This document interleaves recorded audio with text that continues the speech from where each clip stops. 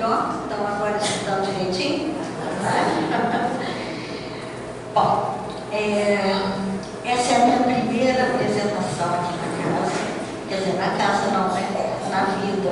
Então, é com muito carinho que eu venho aqui hoje. É com muita dedicação que eu estou aqui. É um prazer muito grande poder falar de Deus, de Jesus, que é uma coisa que a gente às vezes não faz muito na vida, né? Então, é com um prazer muito grande que eu venho contar para vocês um pouco do estudo que eu fiz. O nosso tema de hoje vai ser uma pequena parcelinha do Sermão do Monte, e nós vamos navegar por aí, né? E eu peço a companhia de vocês. Wilson, você travou isso para a gente? Então vamos começar. Esse é um mapa da região. Esse é um mapa da região da área da Galileia, né? Que Jesus peregrinou durante uns 33 anos. Ele viveu nessa região e durante 3 anos ele fez a sua peregrinação.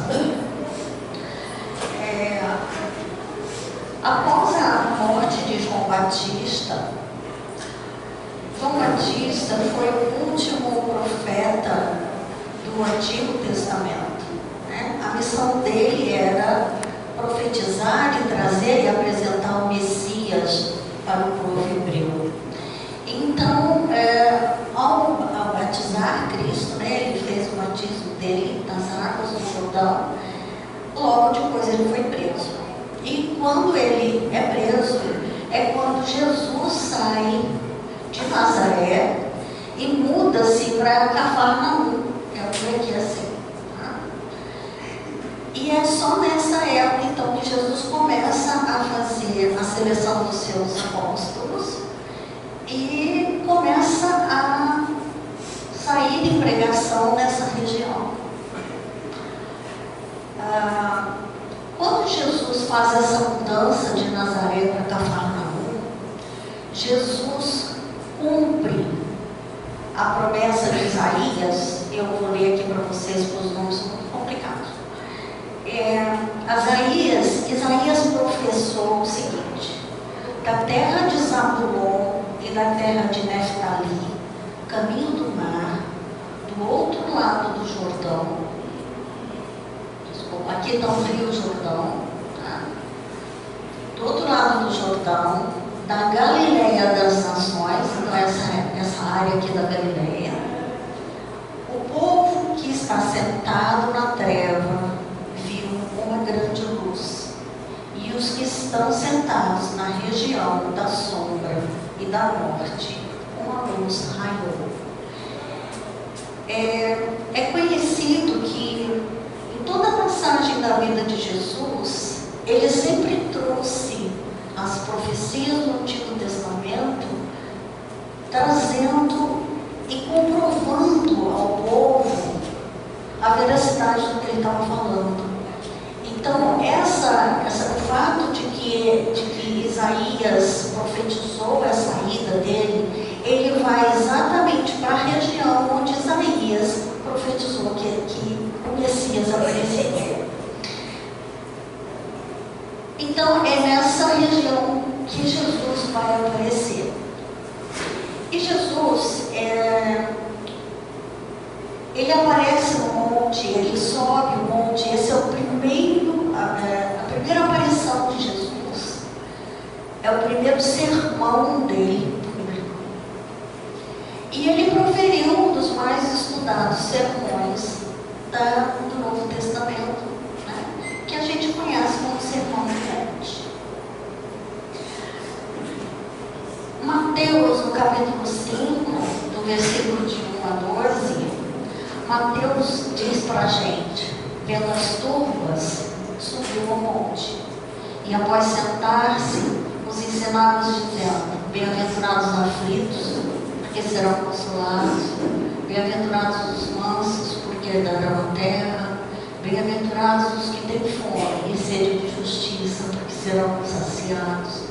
Bem-aventurados os misericordiosos, porque eles receberão misericórdia. Bem-aventurados os limpos de coração, porque eles verão a Deus. Bem-aventurados os pacificadores, porque eles serão chamados filhos de Deus. Bem-aventurados os peregrinos por causa da justiça, porque deles é o reino de Deus. Bem-aventurados sois vós, quando vos injuriarem e perseguirem, e mentindo disserem todo mal contra vós. Por causa de mim, alegrai-vos, regozijai-vos, porque é grande a vossa recompensa no céu, pois assim eles perseguiram os profetas anteriores a vós. A gente, quando vai estudando o Sermão do Monte, a gente vai vendo o impacto que o sermão causou. Quando Mateus escreve aqui, vendo as turbas, o que eram turbas? O que são turbas? Turbas são multidões. Turba, ela descreve um plural de uma multidão. Multidão é um grande número de pessoas juntas, mas multidões significa grupos distintos estavam naquela região, naquele momento, porque sabia-se que Jesus estaria ali. Eu vou ler para vocês uma outra. Mateus diz assim: a sua fama, ou seja, a fama de Jesus, espalhou-se pela Síria inteira, e trouxeram-lhe todos os que estavam no mal, acometidos de diversas doenças e tormentos, endemoniados, lunáticos, paralíticos, e eles os curou. E seguiram turbas numerosas da Galileia, de Decápoli, de Jerusalém, da Judéia e do outro lado do Jordão. Então, eram grupos distintos, diferentes e com propostas também diferenciadas, que foram até o monte ver esse Messias, esse chamado Messias. Não sei se dá muito bem para ver aqui, mas a gente tem uma visão assim, muito estilizada do que era isso. Mas para a gente entender um pouco do impacto desse sermão, eu vou levar vocês uma história, um passeio pela história do povo hebreu. Porque quando a gente muda para uma cidade, a gente precisa conhecer a cultura daquela cidade. Quando você muda para um outro país, é preciso que você conheça a cultura daquele país. Porque só dessa forma você pode entender o que está acontecendo naquela cidade, naquele país, naquela região. E para nós entendermos a profundidade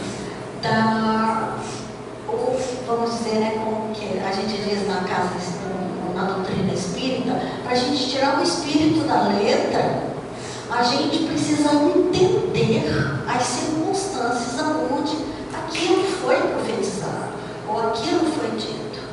Se a gente não entender o contexto das coisas, fica muito difícil da gente entender a profundidade do que ela foi falar. Então, eu achei que era muito importante a gente conhecer aquela sociedade, né? Ou seja, do povo hebreu. A gente às vezes fala povo hebreu ou judeu, é tudo a mesma coisa, tá? Não faz diferença. Então vamos lá.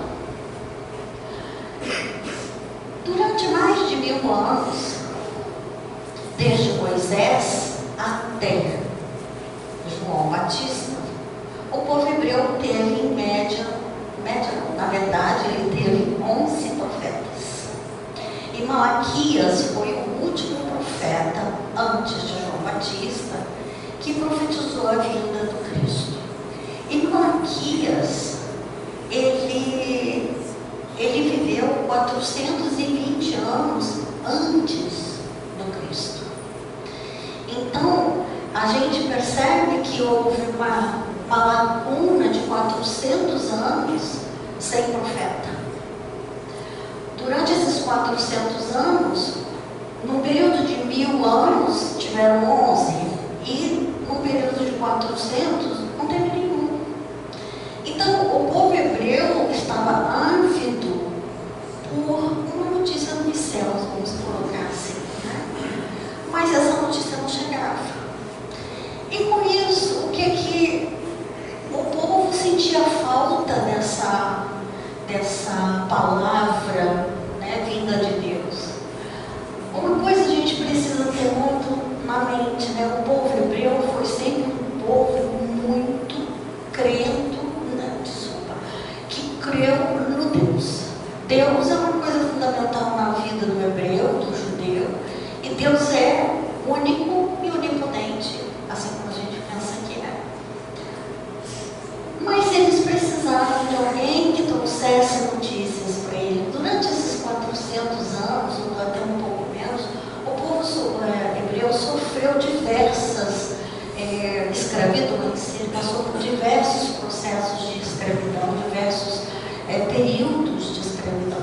E nessa época que a gente está estudando, inclusive, eles estavam há 63 anos sob o jugo dos romanos.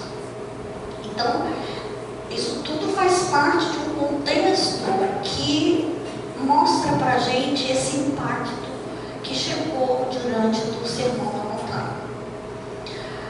Esses 400 anos, como é que aconteceu? O povo não ficou parado. Então, os rabinos, que eram as pessoas estudiosas do Antigo Testamento, que liam os livros de Moisés, né, que faziam vigorar a lei entre os hebreus, eles passavam por estudos. E eles estudaram durante esses 400 anos e, obviamente, eles foram tirando algumas deduções, ou fazendo algumas deduções do que é que estava naqueles escritos. Ou seja, tentando tirar o espírito da letra. Tá? E com isso, 3 correntes espirituais foram surgindo. A primeira corrente são os saduceus. Os saduceus eram um grupo que acreditava que a vida era somente material. Eles achavam que tudo que se podia possuir era a vida terrena. Eles não acreditavam na vida após a morte. Mas eles acreditavam em Deus. Então eles achavam que se Deus tinha que dar alguma coisa para eles, tinha que ser nessa vida. Porque morreu, acabou. Era o pensamento deles. Tá? O corpo, ou seja, a matéria, é que era importante.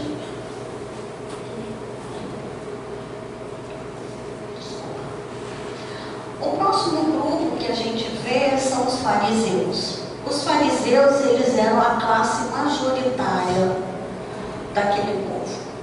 Eles eram grandemente preocupados com a ordem, disciplina, cerimônia, normas, tradições, cultos, rituais, obediências às leis. Eles seguiam estritamente todas as leis e todos os livros que foram trazidos ao povo hebreu durante esses 1000 anos com os profetas. E principalmente as leis de Moisés. Então eles eram apegadíssimos à questão dos rituais, do templo, da vestimenta, do que comer, de comandar, de como se conduzir. E isso para eles é que era importante. Eles tinham uma vaga ideia da vida após a morte, mas eles não sabiam como que isso acontecia. Então eles se prendiam naquilo que eles podiam, naquilo que eles sabiam que seriam os rituais. Um outro grupo, ou o terceiro grupo, né, que a gente tem aqui, são os essênios. Os essênios, ao contrário dos saduceus, os essênios eram profundamente espiritualizados. Os essênios, eles não estavam muito preocupados com as coisas da terra. Eles não estavam muito preocupados com os valores da terra e muito menos fariseus conduziam a sua religiosidade. Os essênios tinham, naquela época, nós estamos falando na época do domínio romano, né? Os essênios tinham uma aversão profunda a Roma. Mas a aversão profunda que os essênios tinham a Roma era porque Roma, ela, vou usar uma palavra aqui, interessante, mas o que Roma fazia? Roma conquistava uma região. Aí ela pegava o povo naquela região e colocava o povo tomando conta e evitando que houvesse uma rebelião contra Roma. Então, o que os romanos fizeram com a região, com Jerusalém? Eles simplesmente entregaram para os ricos, né, os que controlavam a riqueza do povo hebreu, poderes. Então, eles deram poderes aos religiosos e poderes aos ricos. Os ricos conduziam a economia da região e os religiosos conduziam a fé. E, obviamente, você conduzindo o dinheiro e a fé, você controla o povo. E os essênios, eles simplesmente repudiavam isso. Para eles, isso era inadmissível. Usar o templo de Salomão para fazer o comércio, ou simplesmente a troca de moedas e etc., isso para eles era uma afronta profunda. Os essênios, então, diante dessa situação, eles resolveram se recolher no deserto. E no deserto era onde eles então se dedicaram ao estudo profundo que a gente conhece da Cabala hebraica. O que é a Cabala hebraica? Então, eu vou ler para vocês o que a Cabala hebraica considera. Ela fala da imortalidade da alma, da vida no mundo espiritual, da reencarnação, do processo da lei de causa e efeito, do mecanismo do autoconhecimento, a necessidade de despir-se das imperfeições morais e alcançar a plenitude da vida, a famosa reforma íntima. É um conjunto de princípios que se aproximam profundamente da nossa doutrina espírita. Então, o papel desses essênios era manter viva esse conhecimento, porque os outros haviam deturpado isso.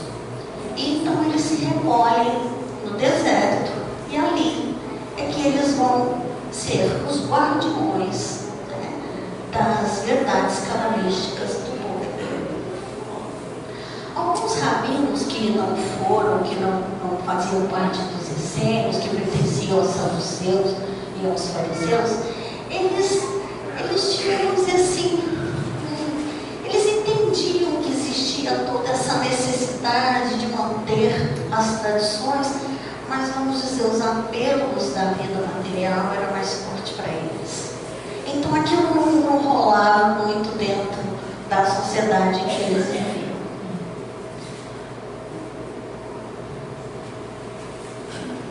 E aí, então, diante dessas três ideias, a gente precisa entender que quem é que controlava, então, o pensamento do povo? Os três rabinos, né? As três linhas de pensamento. Os essênios, por sua vez, se recolheram no deserto, ficaram os dois, os saduceus e os fariseus. E eles, então, criaram um pensamento nessa sociedade. Então, como é que ficou a cabecinha desse povo? Se eu obedecer a lei, eu terei vida longa e verei os filhos dos meus filhos, ou seja, uma consequência material. Isso aqui é dos saduceus. Se fizermos o que Deus nos diz, teremos uma vida longa, pois não está vida após a morte, e viver é uma bênção de Deus. Então, se você vivia, você era abençoado por Deus. Se você vivia muitos anos e viria os filhos dos seus filhos, você também era abençoado por Deus. Se você morresse cedo, você não era abençoado por Deus. ter uma vida longa se você fosse doente. Se eu obedeço a Deus e sigo os mandamentos, sou longevo e saudável. Então Deus abençoa a minha vida. Se eu sou doente, é um castigo de Deus. Eu fui desobediente. O abençoado teria vida longa. Ele seria saudável e, obviamente, ele teria riqueza. Para poder viver longos anos, você tinha que ter dinheiro, né? Claro, sem dinheiro, isso não seria de Deus. Se Deus era tão bom, como é que ele deixava você sem? Não poderia ser. Os valores eram vida longa, saúde e ricos e obedientes a Deus. Quem não era rico, sadio, longevo, não tinham as bênçãos de Deus. Portanto, desobedeceu a Deus e era amaldiçoado. E obviamente a gente sabe que essa classe aqui é a majoritária, né, de tudo. Não era só da época, né, da nossa também. Então esse era o pensamento do povo. Era isso que circulava na sociedade hebreia. E por conta disso, o que a sociedade tinha? Os pobres e necessitados, os ricos, duas vezes, tá? Que é para poder passar o rico, e os religiosos. Então a sociedade era fragmentada nessas três classes. E outra coisa, os pobres e necessitados, eles achavam que eles mereciam isso. Então eles sabiam que se eu sou pobre, se eu sou necessitado, se eu sou doente, eu não fui correto com Deus. É uma punição que eu mereço. Então, por isso que a sociedade era sempre muito tranquila, não existia uma revolta de uma classe para outra, porque eles aceitavam essa condição. Eram 400 anos com essa lavagem cerebral, né? De outras palavras.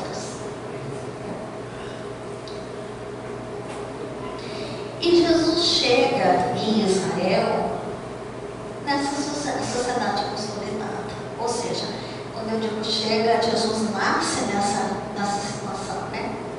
Os miseráveis, os ricos, os religiosos. Nesse modelo de exclusão, a sede de um Messias crescia.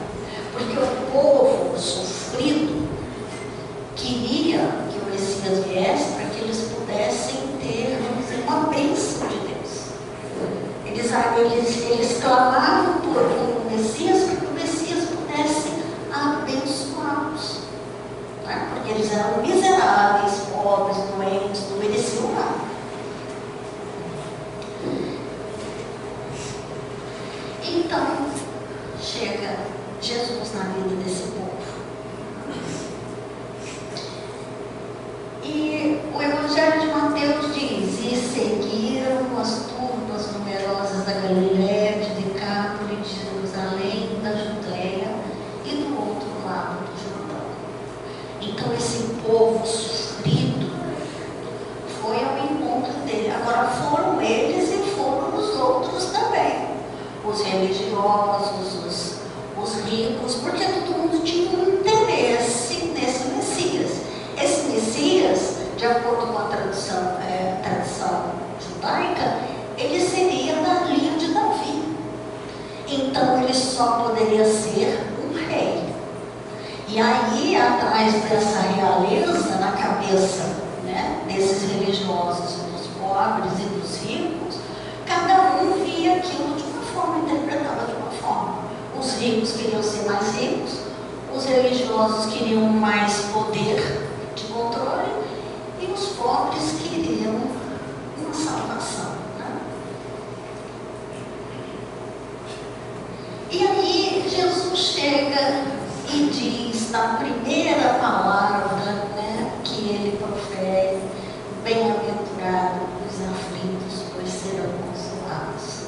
Essa é a primeira frase do sermão voluntário. E aí a gente primeiro precisa definir o que são aflições.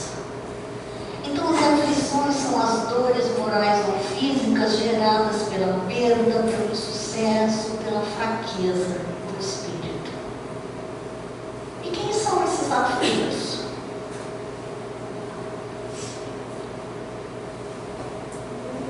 Somos todos nós. E qual a causa dessas aflições? E aí tudo isso que eu falei, para a gente chegar nesse ponto. Vamos lá. Qual a causa das aflições?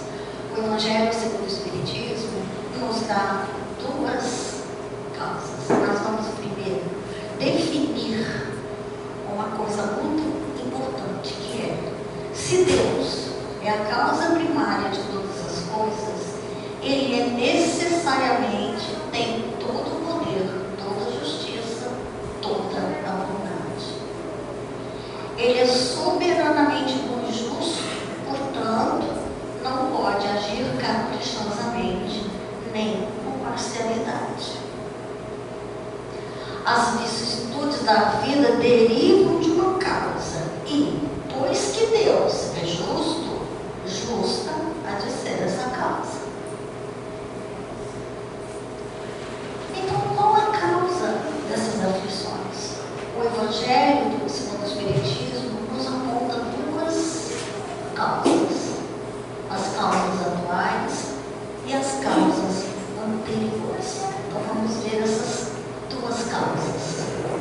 Eu trouxe algumas figuras que são bastante fortes, chocantes, mas essa é a verdade que a gente vive, né? Então, se alguém se sentir muito incomodado, me desculpe, mas é isso aqui.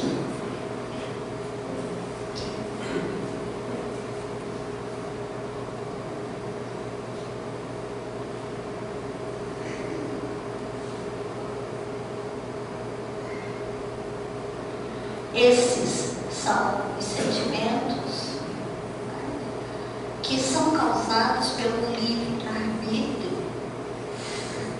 São tomadas de decisões nesta vida que você toma, que você faz a opção. Você tem o livre-arbítrio. Então, quando ele fala das causas atuais, são decisões que você toma na vida que você está vivendo neste momento e que vão gerar as aflições, as dores, os desesperos. Mas você fez a opção de fazê-lo nesta vida. E você vive isso. Aí você pode estar dizendo assim: ah, tem isso, mas eu não faço nada disso. Então eu trouxe aqui as dores advêm das nossas escolhas, dos nossos livre-arbítrios. Mas aí a gente vê aqui, ó, teimosia, revolta, rebeldia, ingratidão, maledicência, difamação. Isso aqui são ações e decisões que nós tomamos nesta. É a maledicência de falar da amiga que andou, não sei o que fez, não sei o que. Isso aqui são coisas, a gente pode preencher esse quadrinho aqui com inúmeras, centenas de palavras que vão significar ações que a gente faz todos os dias. Crueldade com as pessoas, eu não sou cruel, mas você às vezes fala umas palavrinhas para alguém que está do seu lado, que você derruba uma pessoa. Então, às vezes a gente não se dá conta de que você pode desmontar uma pessoa com uma palavra. E essas são decisões que nós tomamos nessa vida e elas vão nos causar aflições, porque nada sai ileso e impune desse mundo. Então aqui a gente tem também no Evangelho, ele diz o seguinte: as aflições atuais são causadas pelas más tendências ou pelas más inclinações, como chama Kardec, que permitimos que se desenvolvam ou se reafirmem nessa vida. São os maus hábitos, sejam eles emocionais ou afetivos, as ideias, as crenças, os valores. Essas más inclinações, ou seja, a exacerbação do cérebro, é que nos aflige. Então, quando nós vemos que as nossas decisões estão afetando a nós, é então na hora que a gente se desespera das nossas aflições. E as causas anteriores? São as aflições cuja causa não se encontra nessa existência, ou que se tem certeza de não ter sido causada ou provocada pelo homem. O homem aqui, a gente está falando, é você, eu, tá? Somos nós. É completamente estranho que se parece atingi-lo como uma fatalidade. Ou seja, você não encontra no momento dessa sua existência, você não encontra a razão para aquele mal. E aí, Kardec nos dá alguns exemplos. A perda de entes queridos, a perda daqueles que são amparo de família, um pai que falece, deixa a esposa com filhos pequenos, sem recursos, né? Os acidentes que de nenhuma previsão poderia se impedir, né? Aquela descida de lava de tudo quanto é lugar, ou simplesmente desmatamento que causam deslizamento de terras, reveses da fortuna que frustram as preocupações, que frustram todas as precauções aconselhadas pela prudência. Então, olha aqui houve um aconselhamento da prudência, a pessoa não fez, não seguiu, e aí ele perde absolutamente tudo. Os flagelos naturais e as enfermidades de nascença, sobretudo as que tiram a tantos infelizes os meios de ganhar a vida pelo trabalho, as deformidades, a idiotia e o cretinismo. Então a gente está vendo aqui que aquela crença dos hebreus, né, dos pobres, não é bem assim, né? E a doutrina espírita e Kardec, né, nos traz a explicação dessas dores. Então, aqueles pobres e miseráveis e doentes que viviam na época do Cristo, não tiveram Kardec com ele, mas tiveram o magnetismo maravilhoso de Jesus, que fez o mesmo trabalho, né? A gente tem que correr atrás e estudar mesmo.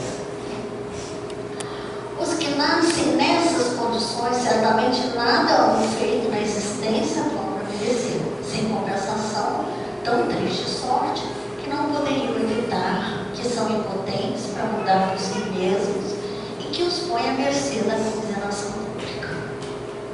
Todavia, por virtude do axioma segundo o qual todo efeito tem uma causa, tais misérias são efeitos que hão de ter uma causa, e desde que se admita que Deus é justo, essa causa também há de ser justa. Então eu trouxe aqui 3 imagens aqui nessa página, né, que mostram assim, são claros, né, evidências de que eles não causaram nada disso nessa vida. Essa daqui eu gosto muito, eu sou professora de costura, então quando eu vejo essa foto dessa menina costurando com os pés numa máquina de costura, né, eu chego a emocionar, porque a bravura, né, do que ela faz. Este daqui é um pintor que lida com os pés, não tem os braços, mas ele consegue sobrepor com os pés. E aí o que vem aqui? O homem, pois, nem sempre é punido ou punido completamente na sua existência atual, mas não escapa nunca às consequências das suas faltas. A prosperidade do mal é apenas momentânea. Se ele não espiar hoje, espiará amanhã. Ao passo que aquele que sofre está espiando o seu passado. O infortúnio que a primeira vez parece merecido tem a sua razão de ser. E aquele que encontra em sua sofrimento pode sempre dizer: perdoa-me, Senhor, porque eu pequei. Mas Jesus prometeu o consolo. Ele disse: bem-aventurados os aflitos, pois serão consolados. E aí, a gente precisa entender o que é esse consolo do Cristo. O consolo do Cristo não era passar a mão na cabeça da gente e dizer: ó, então tá bom, meu filho, tudo bem, da hora para diante você não tem mal. Não é assim. Quem estuda um pouquinho a doutrina espírita sabe que a gente semeia o que quer, mas a gente colhe o que semeou. A semeadura é voluntária, mas a colheita é obrigatória. Então, como que nós seremos consolados? Jesus disse acho que foi o cego, acho que foi o paralítico, né? Ele falou: pega a tua cama e me segue, ou carrega a tua cruz e vem comigo. Ele nunca disse: eu vou carregar a cruz para você. Ele não disse: eu vou carregar a sua cama. Ele disse: pega o que é teu e me segue. E é este o consolo que nós precisamos entender. O que é o consolo do Cristo? E aí tem aqui no Evangelho segundo o Espiritismo diz: as compensações que Jesus promete aos aflitos da terra só podem efetivar-se na vida futuro. E aí então você para e fala: mas como? O como é porque as vicissitudes que você causou no passado a alguém, você está colhendo agora. E só depois que você expurgar o que você plantou lá atrás, é que você fica livre para que você possa seguir ou retomar o caminho antes de você ter criado algum problema. Então, como é que ele fala isso para a gente? Mediante as diversas existências corpóreas é que os espíritos vão se expurgindo pouco a pouco de suas imperfeições. As provações da vida nos fazem adiantar-se quando bem suportadas. Está aqui o segredo do consolo. Com expiações, elas apagam as faltas e purificam. São um remédio que limpa chagas e cura o doente. Quanto mais grave o mal, quanto mais energético deve ser o remédio. Aquele, pois, que muito sofre, deve reconhecer que muito tinha expiado e deve regozijar-se a ideia de uma próxima cura. Dele depende, pela resignação, tornar proveitoso o seu sofrimento e não estragar o fruto com as suas impaciências, visto que, do contrário, ele terá que recomeçar. Ou seja, vai voltar para poder fazer de novo, porque não soube aproveitar a chance que foi dada. Os sofrimentos devido às causas anteriores à existência presente, como os que se originam de culpas atuais, são muitas vezes a consequência da falta cometida, isto é, o homem, pela ação de uma rigorosa justiça distributiva, sofre o que fez sofrer aos outros.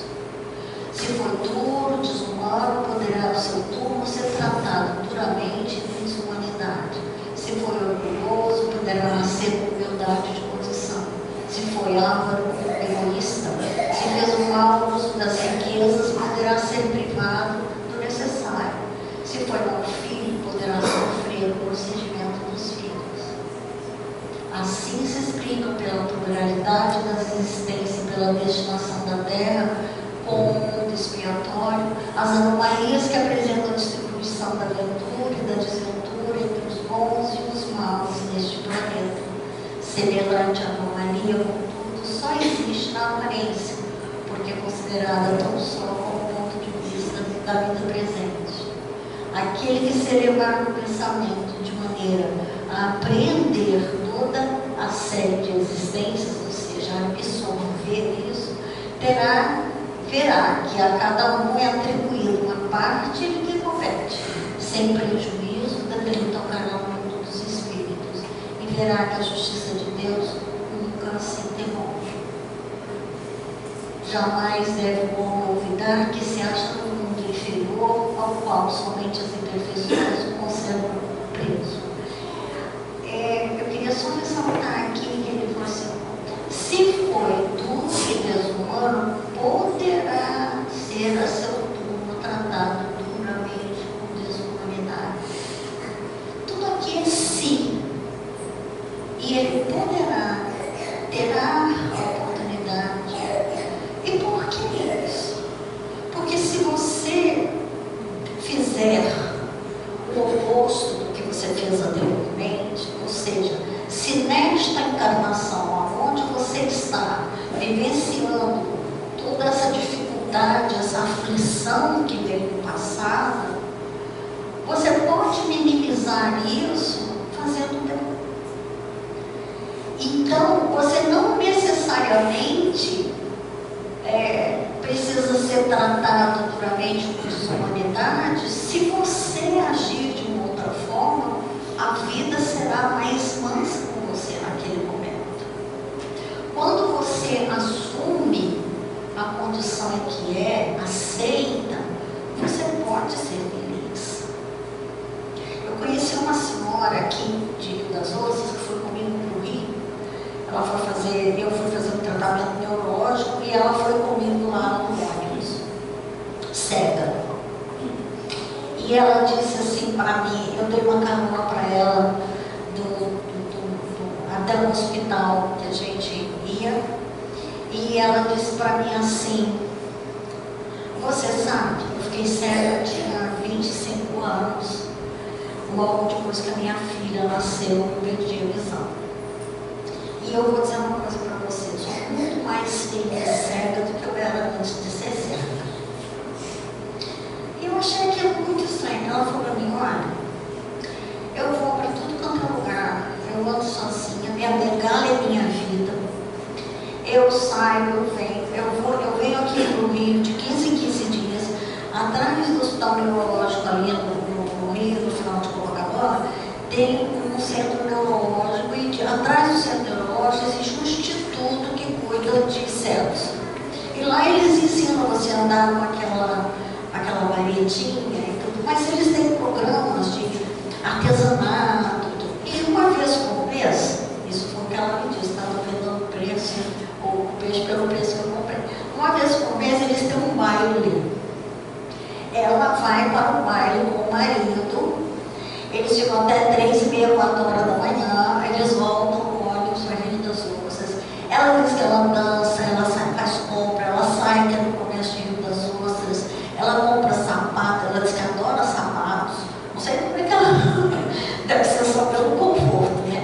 Mas ela é feliz assim.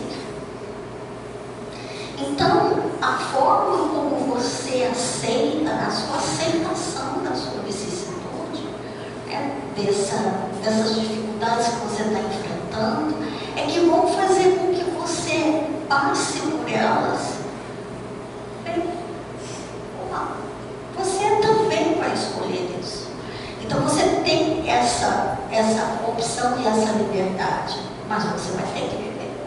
E se você não vivê-la da forma como tem que ser, você vai retornar, diz lá, para você fazer mais uma vez. E finalmente ele diz assim: a cada vicissitude cumpre lhe lembrar de que, se pertencesse a um mundo mais adiantado, isso não se daria, porque só de si depende não voltar a este trabalhando por se melhorar. E aí a gente chegou no finalzinho da nossa palestra. Quer dizer, na palestra, né? Vamos lá. Esse salmo me foi apresentado e eu nunca tinha lido. Mas ele é de uma força tão forte que eu falei, eu vou levar para que todos vejam, porque a gente, depois de passar por essas demonstrações aí, pelas lições que a gente vê, né, das vicissitudes anteriores e presentes, a gente vai entender aqui o salmo com muito mais clareza. Bem-aventurado o homem que não anda segundo o conselho dos